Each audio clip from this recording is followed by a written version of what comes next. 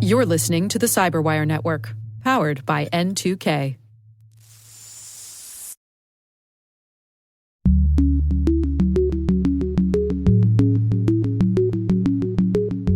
Moving to the cloud is, important, but moving safely and securely to the cloud is probably paramount. Hello, everyone, and welcome to Caveat, the Cyberwire's privacy, surveillance, law, and policy podcast. I'm Dave Bittner, and joining me is my co-host Ben Yellen from the University of Maryland Center for Health and Homeland Security. Hello, Ben. Hello, Dave. Today, Ben discusses a new academic paper on the Fourth Amendment implications of terms of service. I have the story of a recent federal court ruling on a Section 230 case. And later in the show, Willie Hicks from Dynatrace on the accelerated adoption of secure cloud infrastructure and services by the federal government. While this show covers legal topics and Ben is a lawyer, the views expressed do not constitute legal advice. For official legal advice on any of the topics we cover, please contact your attorney. And now, a word from our sponsor, SpyCloud, the cybercrime analytics leader. SpyCloud disrupts cybercrime by telling you what criminals know about your business and your customers, so you can take action to prevent ransomware, account takeover, and online fraud. SpyCloud constantly recaptures and analyzes new data from the criminal underground, including credentials, cookies, and PII siphoned from malware-infected devices. With knowledge of the specific data criminals have in hand from InfoStealer malware on managed and unmanaged devices, security teams can respond with a more efficient and effective process called post-infection remediation. Get SpyCloud's post-infection remediation guide outlining the 7 steps for preventing a malware infection from becoming a full-blown ransomware incident. Visit spycloud.com/cyberwire. That's spycloud.com/cyberwire. And we thank SpyCloud for sponsoring our show. All right, Ben, we've got some good stories to share this week. Why don't you start things off for us here? So there's a new academic paper out from imaginary friend of the podcast, Professor Oren Kerr. Just to be clear, Oren Kerr is not imaginary, just his affection for us is. Exactly.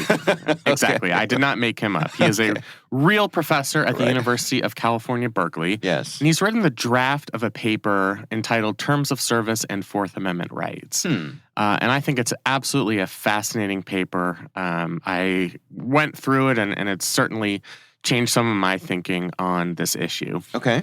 So the crux of it is we all sign these EULAs, these terms of service. The way he described them were very funny. It's like a long CVS receipt worth of these various provisions. Right. And there have been some court cases which have held the proposition that we can forfeit our Fourth Amendment rights in a certain piece of data, piece of information by signing these terms of service. And that makes instinctive sense to us because the Fourth Amendment only applies when there's been a violation of our reasonable expectation of privacy. And how can we have a reasonable expectation of privacy if we get this long CVS receipt worth of terms of service that explicitly tells us, hey, this isn't private. Like, we reserve the right to give your information to law enforcement. We reserve the right to sell your information. Everything that's included in every single EULA that none of us read. Right. So courts have actually come to different conclusions on this, and he goes through some of the case laws. There have been several courts who have taken the view that you forfeit Fourth Amendment rights, your reasonable expectation of privacy in certain communications, by signing that terms of service. And some of the cases he cited, we actually have talked about on this podcast. There's one about somebody at a university who was being observed on campus Wi-Fi. Law enforcement obtained evidence that he had connected to campus Wi-Fi in a school building. And the holding in that case was basically he forfeited his reasonable expectation of privacy because in the terms of service, it said, once you are connected to our network, you've essentially forfeited your expectation of privacy on the internet at school. So that's kind of one line of cases. There's a separate line of cases that have gone the other way, that have basically said terms of service are private agreements between two private parties. It's the user and the owner of the platform that are coming up with an agreement, and that does not implicate Fourth Amendment obligations or Fourth Amendment rights. And Professor Kerr comes strongly on the side of that second group of cases, basically arguing that by signing the terms of service, we should not be forfeiting our Fourth Amendment rights. That's just simply the wrong way to think about these issues. So getting a little deeper here, he tries to analogize terms of service to other contracts that we sign in the non-digital world. And all of these contracts have to do with rights in so-called shared spaces. So I think the case law is very obvious when it comes to law enforcement invading the home that we own, for example. Right. Where things get a little castle. Exactly. Where things get a little murkier are those in-between areas where we're renters, maybe we're just staying at somebody's Airbnb, somebody's hotel room. So there's all these doctrines that sort of reveal when we actually forfeit our expectation of privacy in these shared spaces. And he goes through some of them here. One of them is the private search doctrine, where somebody else has access to the space, they see something incriminating, and they report it to law enforcement. And you don't have a reasonable expectation of privacy there because you should know that your roommate or whomever has access to that space. Someone who comes in to clean the room, like your hotel room, something exactly. like that. The hotel, yeah. Right, and I have 20 pounds of cocaine sitting on the desk. They could report that. Right. Things like direct consent, where you explicitly let in law enforcement to one of your spaces and you've been authorized to give that consent because you have access to that shared space. That's something where you are very clearly forfeiting your Fourth Amendment rights. Third-party consent, your roommate answers the door and he or she consents to a search. Generally, you forfeited your right because you should know that that roommate has just as much of a right to the space as you do. And so once they consent to that search, you no longer have that expectation of privacy. And then abandonment. If you no longer wish to use that shared space, or you've affirmatively given it up. So you're no longer renting an apartment, or you are no longer using a hotel room. You have checked out. They've limited access to your hotel room. You've lost Fourth Amendment protection in that hotel room. Isn't that the one that lets them go through your trash also? That's exactly. So there was a Supreme Court case on that very topic. Okay. And you don't have any reasonable expectation of privacy in your trash because you've literally put it on the curb. Right. In a public space, rats could get into it and start eating it. So that's certainly not private. Yeah. He goes over these rights-losing doctrines and I think really persuasively argues that none of these are analogous to terms of service. Terms of service it's an agreement between a user and the owner-operator of the platform. It governs the relationship between those two private parties, and each private party has its own interest in signing the contract. For the user, it's obviously, I want to use this platform, so I'm going to sign it as quickly as possible. But for the owner, it's about their own legal liability. It's about their ability to exert some type of editorial control on their platform, and it's to protect the safety of other users. So by signing that terms of service, you're entering into a contractual agreement with the other party.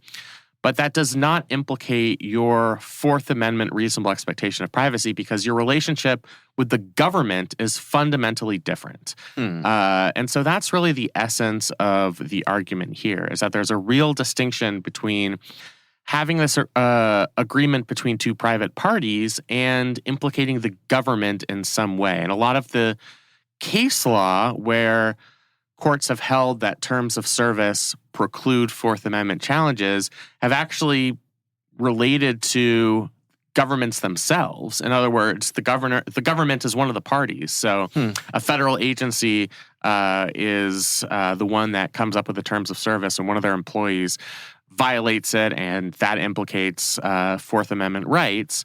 In that case, it only implicates Fourth Amendment rights because the government is one of the parties in those cases. Well, let me put you on pause here for a second, and please and do. get you Yeah, to. I've been talking for way too long. No. But I so help me understand here. So we often talk about the First Amendment, and particularly with social media platforms, how common it is for people to misunderstand or misinterpret the First Amendment because the First Amendment applies to the government not being able to restrict your free speech. Right. And the private platform owners are not the government, so they're allowed to restrict your free speech. How is that compared? How does the Fourth Amendment apply that way? In other words, is the Fourth Amendment specifically targeting the government's ability to invade your privacy versus a private platform owner's ability to invade your privacy? Is that the analogy does it mirror that, or is it completely different? It really closely mirrors it. So the First Amendment is more explicit because it says Congress shall make no law abridging freedom of speech. Right. Really, in the Fourth Amendment, it's more implied. The Fourth Amendment is a prohibition on unreasonable searches and seizures. Mm-hmm. But there's all this language in there that clearly indicates that that right protects you from the government. So language about how you have to obtain a warrant based on probable cause, that would have no applicability against private parties. Not to mention, if you look at the history of the Fourth Amendment, it comes from our founding fathers who had the experience of being in the colonial United States, where the United Kingdom would send these so-called writs of assistance or general warrants, where they'd have no particular suspicion that you were doing anything illegal. They'd basically just use these so-called general warrants to harass people. Let's go into people's homes and see what we can find that might be incriminating. Ransack the place. Exactly. And those were all government searches. When we're talking about our English legal ancestors, it was the king or queen and his or her minions who were conducting these searches. Yeah. So there really is that key distinction. There are few constitutional rights that don't implicate the government. One of them is the 13th Amendment, which is a prohibition on slavery. That's certainly a prohibition against private action. But for the vast majority of constitutional amendments, including the Fourth Amendment, it is the right against tyrannical government action. Yeah. And even though, in the words of Professor Kerr, terms of service can help define the relationship between private parties, these types of private contracts cannot define Fourth Amendment rights because Fourth Amendment rights implicate the government, and the government is not a signatory to these terms of service, and they're really not involved in either party proposing or signing these terms of service. So what's the implication of Professor Kerr's argument here? The implications are pretty wide-reaching. So he's a pretty influential law professor in Fourth Amendment jurisprudence. He's cited in most Fourth Amendment cases. So it's not like he's just some random academic who's spouting out a theory here that's never going to be adopted. I mean, I think this is something that really could make its way into our court system. I also think the argument is pretty persuasive. And if his view held, then companies criminal defendants in particular would not concede their reasonable expectation of privacy in any discrete form of communication simply by choosing to sign a terms of service. One of the things he says is that's not any type of informed consent anyway, beyond the issue of it being a private contract between private parties. People, as we've talked about a million times, don't know what they're signing. He actually cited an experiment where researchers created a fake social media site, had users sign up for it, and buried within the terms of service was a provision saying, if you sign these terms of service and use our platform, you are granting us the right to your firstborn child. Of course. And an extremely small percentage of people actually noticed that provision and raised it with this fake social media company. So the broader implication, if this view were adopted, is terms of service would play little to no role in an analysis of whether a person had a reasonable expectation of privacy and therefore whether they had Fourth Amendment rights in a discrete form of communications. I'm still unclear, though, here. Is this reasonable expectation of privacy against a government search of their social media content or reasonable expectation of privacy against, for example, the social media platform selling their information to a third or fourth party? Well, that's a big part of the argument is how do you define reasonable expectation of privacy? Yeah. I think what he is saying here is that it really is a reasonable expectation of privacy that this will make it into the hands of government actors, of law enforcement. That's what he's really trying to clarify. So he's saying you can't sign that away, that the Fourth Amendment supersedes your ability in this, what he claims is a private contract. You can't sign that away. Right. The argument against his viewpoint would be, well, some of these terms of service say specifically, as a private company, we will comply with all law enforcement requests. And therefore, you should have a general idea that you actually are relinquishing your reasonable expectation of privacy as it relates to the government. And Professor Kerr doesn't think that that argument carries any water. There are other instances in the non-digital world where we might sign away something that implicates possible government intrusion. We might consent theoretically to a government search on behalf of, say, a leaseholder or like a property manager, for example.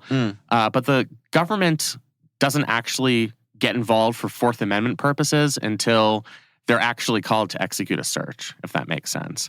So it's all theoretical until then. Saying that we might give information to the government isn't the type of forfeiture of a reasonable expectation of privacy that exists when the government actually is summoned and gets involved.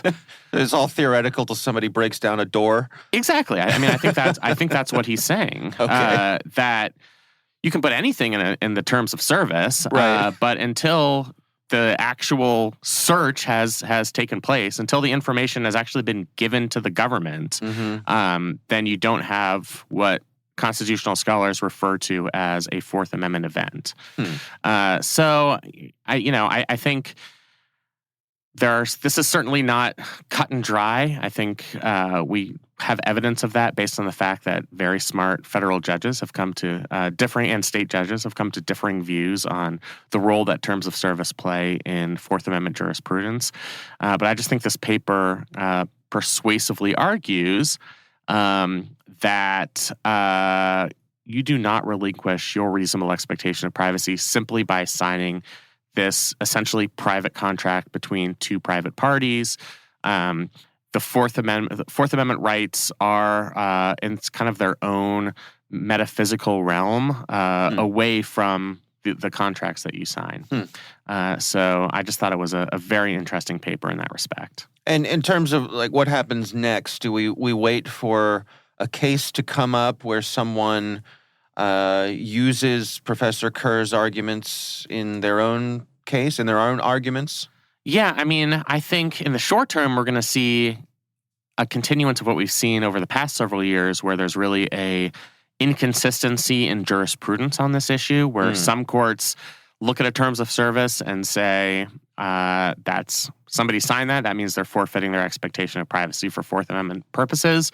Other courts taking the Professor Kerr view. I think in writing any law review article, the hope is that you influence enough legal scholars that eventually your view wins out. So we're not going to have a determinative case, I think, anytime in the near future. But sometimes, major judicial doctrines can be traced to smart academic articles. I always think academics overstate their importance, but it's true that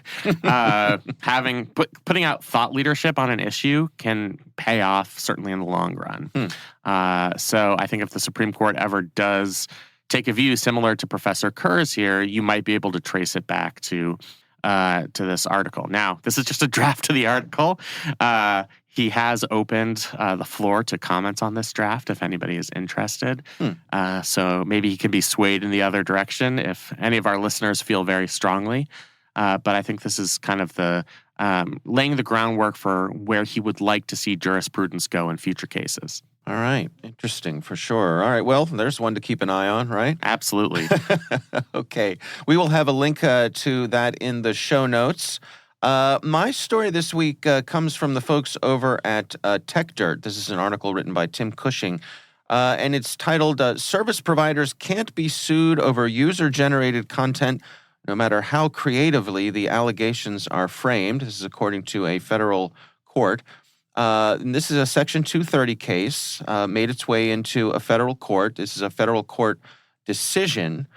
And what this comes down to, it seems like it is a tragic case of a user of a social media platform, a couple of social media platforms, who was allegedly harassed on these platforms and ultimately took their own life. And the survivors are making the case that the social media platforms are responsible, that they did not do enough to help prevent this obviously horrible outcome here. The folks who brought the lawsuits against the social media platforms, and one of them is called YOLO, which is not one I'm familiar with, but YOLO. Me neither. Yeah, I had not heard of that. YOLO is short for You Only Live Once. And so the folks in this case, the author here refers to it as a cause of action grab bag.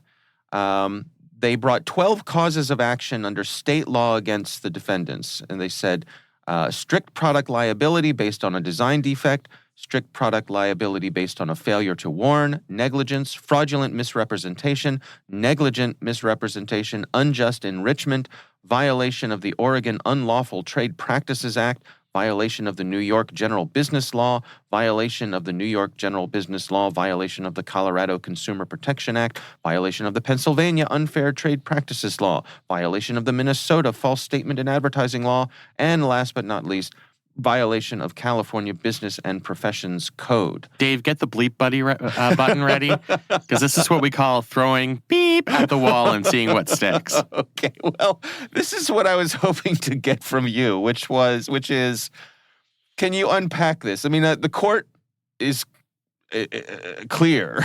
They said the court finds that each of these causes of action is predicated on the theory that defendants violated various state laws by failing to adequately regulate end users' abusive messaging and is therefore barred by Section 230. Ben, help us understand what's going on here. So Section 230 of the Communications Decency Act immunizes platforms from lawsuits based on the content posted by users. Mm-hmm. I think what the plaintiffs were trying to do here is find an avenue around Section 230 protection. And they weren't able to do it because basically the plaintiffs are operating under a theory that defendants are violating state statutes and or provisions at common law. But in reality, as the court says, they've done no such thing because they are immune from liability. Under federal law, which preempts any of these state statutes, they are precluded from being sued based on content that's been put on their platform. And that's controlling regardless of what each of these state statutes say, including allegations like false statements in advertising, which I can't possibly conjure up how that could have been a reasonable cause of action in this case. I mean, one could be creative, but it just seems so disconnected from what actually went on. The plaintiffs, for example, insisted that allowing users to create anonymous accounts is, quote, a defective design feature. And as the author of this piece said, that's dumb and disingenuous in two ways. One, that offering anonymity is irresponsible, which clearly, if you look at how many social media platforms work, that's not something that courts would ever define as irresponsible. And secondly, knowing that people who were inclined to be abusive would be deterred from this type of, quote, defective design feature, to which there's just no evidence of that being the case. I think the only hope for the plaintiffs here are a couple of things. One is congressional action that revises Section 230 and extends liability beyond where it currently is, where these types of platforms could be held liable, maybe under even some of these statutes that they cite here, if Section 230 is significantly weakened. Given that they probably can't rely on those types of changes to Section 230, obviously those changes would be vociferously opposed by the industry. And not retroactive. Yeah. Law enforcement in this case or the defendants in this case, rather, were certainly operating under good faith based on what they believed the law to be at the time. The other avenue is to wait to see what happens in Gonzalez v. Google. So this is a case that the Supreme Court is hearing sometime in the next year. It sounds like it's going to be in next October's term. And that's the case in which the family of a victim of the 2015 terrorist attack in Paris is suing various social media platforms, alleging that they bear some responsibility for that tragic event by allowing terrorists essentially access to those platforms and creating an influence campaign that inspired others to create acts of violence. Depending on what the justices say in that case, that might implicate what happens in the case quoted in this article, and that could be a potential ground for appeal. But until then, I mean, Section 230 is pretty airtight, and it certainly precludes any lawsuits based on these 12 causes of action that are mentioned here. They point out in this article that the plaintiffs say that they'd received harassing messages, and they also say that the platforms had said that they would reveal who a user was if there was harassment taking place, and that did not happen. And so that's part of, I think, what they're trying to come at the platforms here. That the platforms said they would do one thing in response to harassing behavior, and the platforms did not live up to their claims, and they're trying to come at them for that. But the court was not persuaded by that argument. Yeah, I mean, that's just not in the spirit of Section 230. It is... There's certainly a moral problem with some of these social media companies not targeting abusive users. But this is a question about legal liability. And according to the court, Section 230 precludes that liability. So there's just really, if you understand Section 230 the way the court does here, there's no cause of action that's going to supersede that shield of liability. I see. And I think that's really what the court is saying rather curtly in their opinion here. What if this does go to the Ninth Circuit Appeals Court? This article points out that that particular Circuit Appeals Court has had interesting approaches to Section 230. The way they put it is the Ninth Circuit has said some rather strange things about Section 230. Yeah. They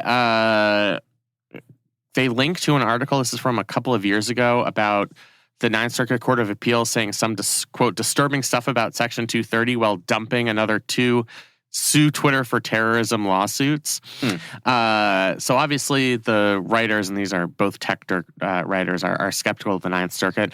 The Ninth Circuit does tend to have a tendency to go a little rogue on some issues, just kind of by nature of chance. First of all, it's the largest judicial circuit, so they have a lot of judges, which means it's more of a crapshoot when you get a 3-judge panel as to which judges you're going to get.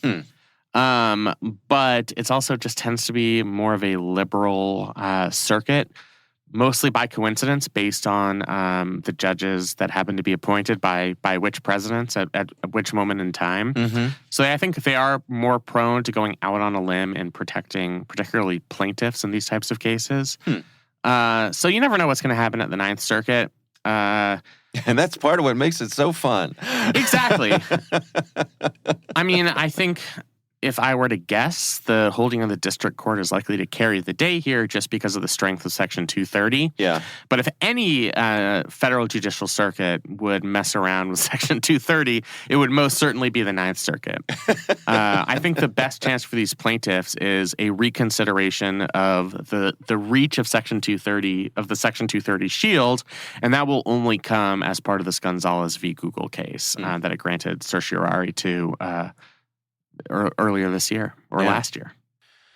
All right. Well, another one perhaps to keep an eye on. Again, that's from the folks over at Tech Dirt, and we will have a link to that in our show notes. We would love to hear from you. If you have some thoughts on our discussions here or something you'd like us to cover, you can email us. It's caveat@thecyberwire.com.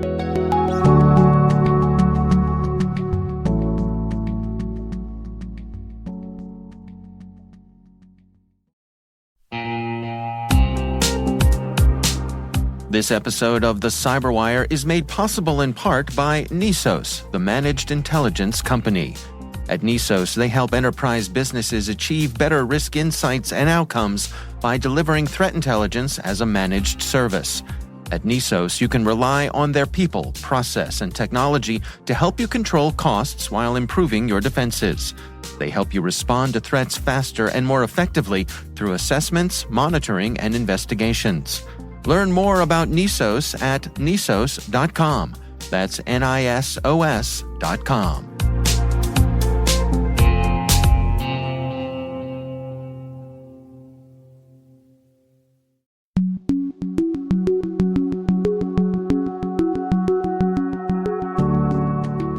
Ben and I recently had the pleasure of speaking with Willie Hicks. He is from an organization called Dynatrace, and our conversation centers on the accelerated adoption of secure cloud infrastructure and services by the federal government. Here's my conversation with Willie Hicks. So before the cloud era, obviously the Fed was, very data center driven. They had their, probably every agency had their own data center, massive data centers as they were, to the point I remember, several years back, a lot, and some still ongoing initiatives around, data center consolidation and what we call like DCOI and some ways to kind of improve efficiencies. But I think the winds started to change, a few years ago, where we started to have more and more agencies looking at moving to the cloud, having methods by which to move to the cloud, having, FedRAMP and some other capabilities. At first, it started off, I think, like a FedRAMP low and moderate. So only certain workloads could move to the cloud. But I think that is starting to pick up steam a lot more. I spend, my time in the civilian and in the DoD IC communities. And I think the civilian side has been probably a little bit ahead of the game here, but we see the DoD and IC side of the house also picking up speed. You might have heard of things like JWCC, the Joint Warfighter Cloud Contract that was just signed. So we see that momentum moving on the DoD side as well in IC.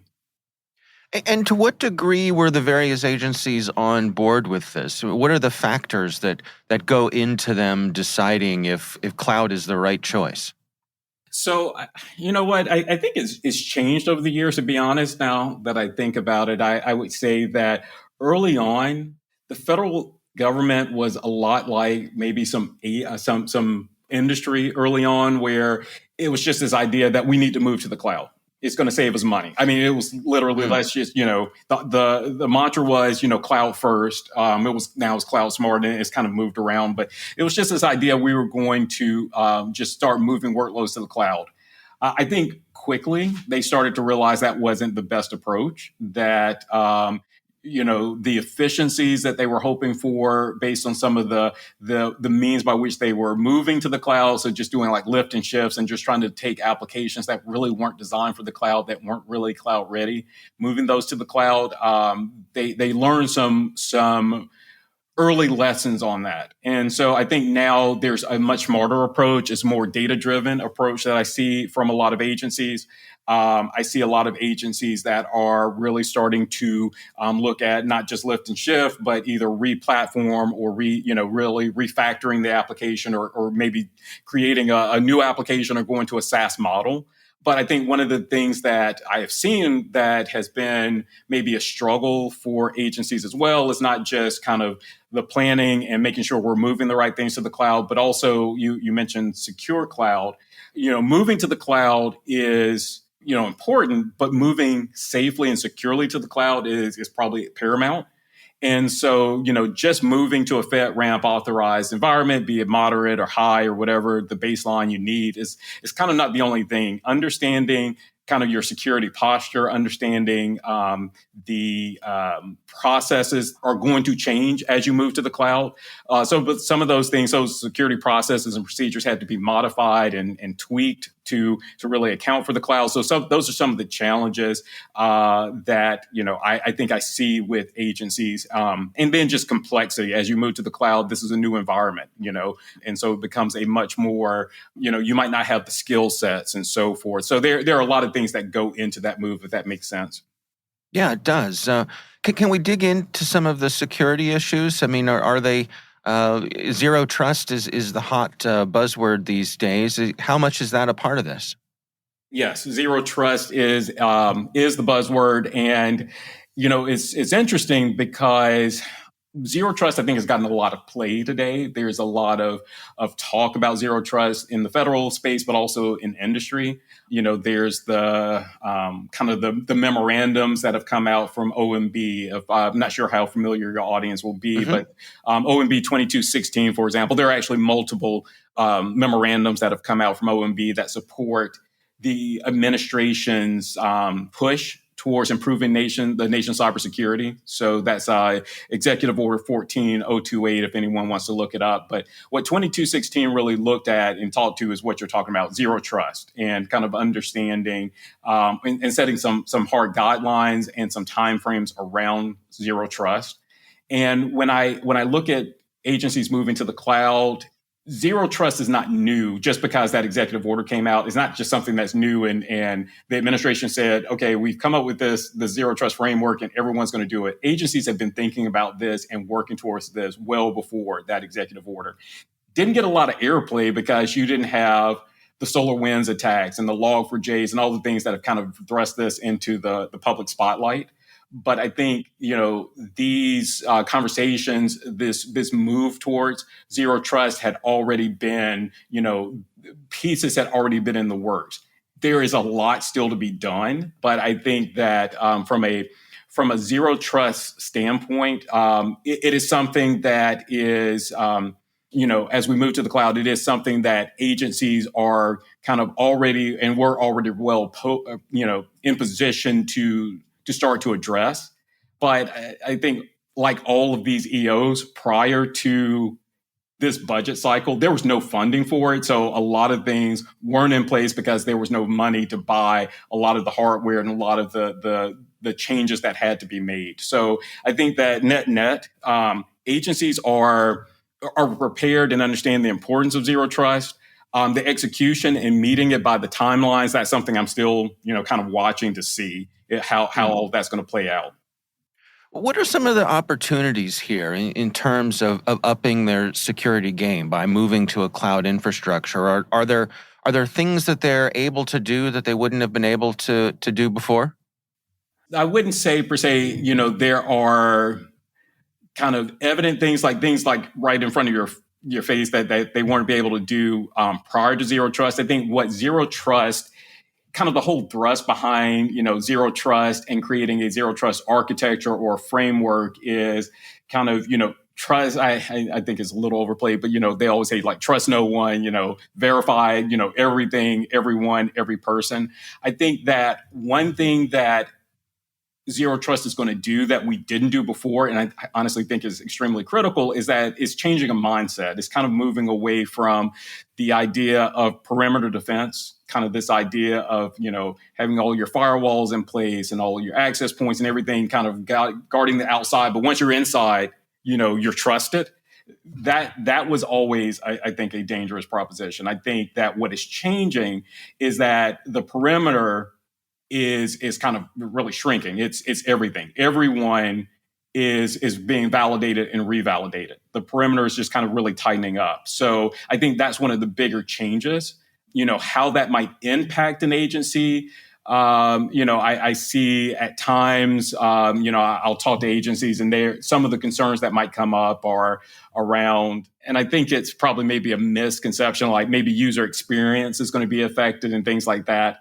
There are people who argue that actually user experience and, people's access, they're going to actually see an improvement because they're using more single sign-on. They're using more techniques that make it easier for the systems to be validated and you to be checked and rechecked. But it also makes it easier for you to kind of log in once and not have to really log into every system. So there's some argument on why things are easier. But I would say user experience is always something you want to concern yourself with. User experience and making sure that any changes you make, there is no impact to the user. If anything is positive, if it's a negative impact, you're going to have a lot of pushback. So, it's still important to watch those things. But again, I think that from what I've seen and from what I have talked to agencies about, it's more positive of the impacts than any negative impacts, at least from the outside, from the user. Now, there's a lot of work on the back end for the security teams and all to build these frameworks out, but I don't think I see a lot of negative impact on the customer side, if that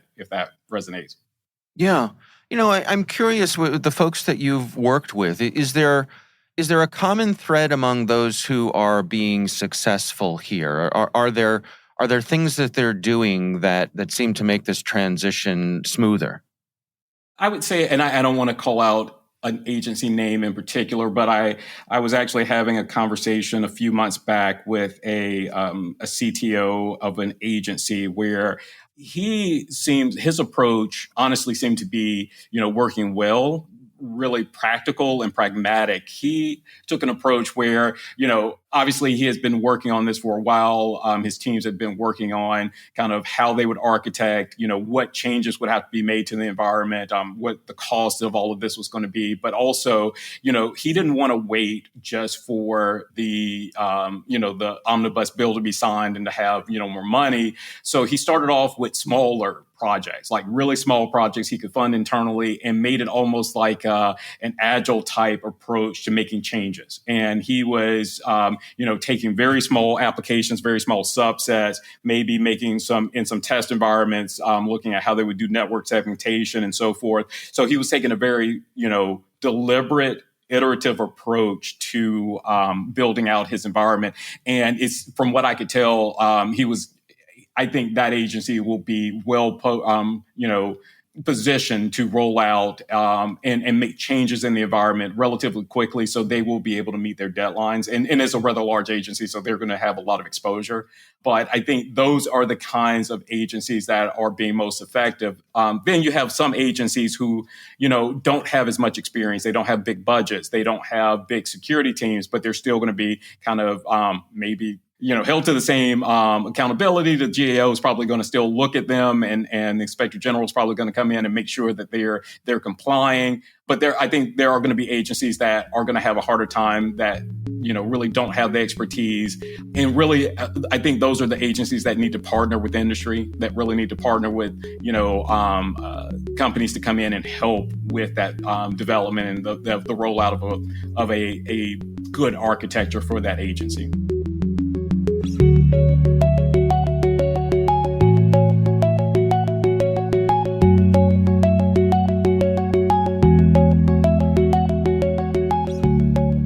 Ben, what do you think?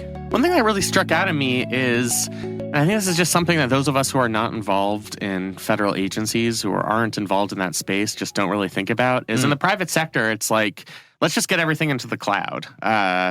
That's better for security purposes. That's better for important document retention to protect us from cyber attacks, et cetera. It's just not that easy for a number of reasons when we're talking about federal agencies. And it made me think of this scandal that we've all been following over the past several months, where we have a former president and a former vice president who have been caught with physical classified documents. Right. And I think the connection that I'm poorly trying to draw here is that there are just very strict document retention policies, particularly when you're dealing with things like classified information, that simply putting something in the cloud the way you would in the private sector is just not as easy in the public sector. Yeah. So I thought that was something that was really interesting about the interview. Yeah, absolutely.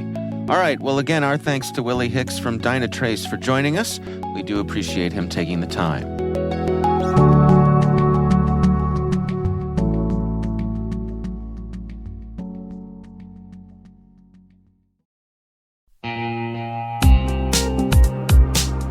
And now, a word from our sponsor, CrowdSec.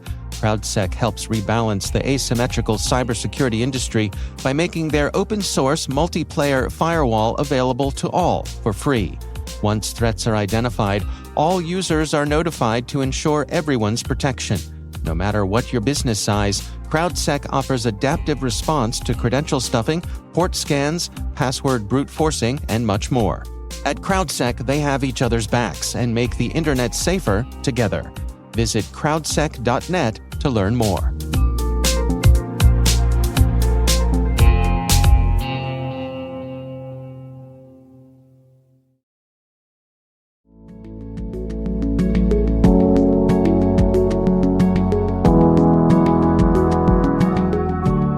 That is our show. We want to thank all of you for listening. The Caveat podcast is proudly produced in Maryland at the startup studios of Data Tribe, where they're co-building the next generation of cybersecurity teams and technologies.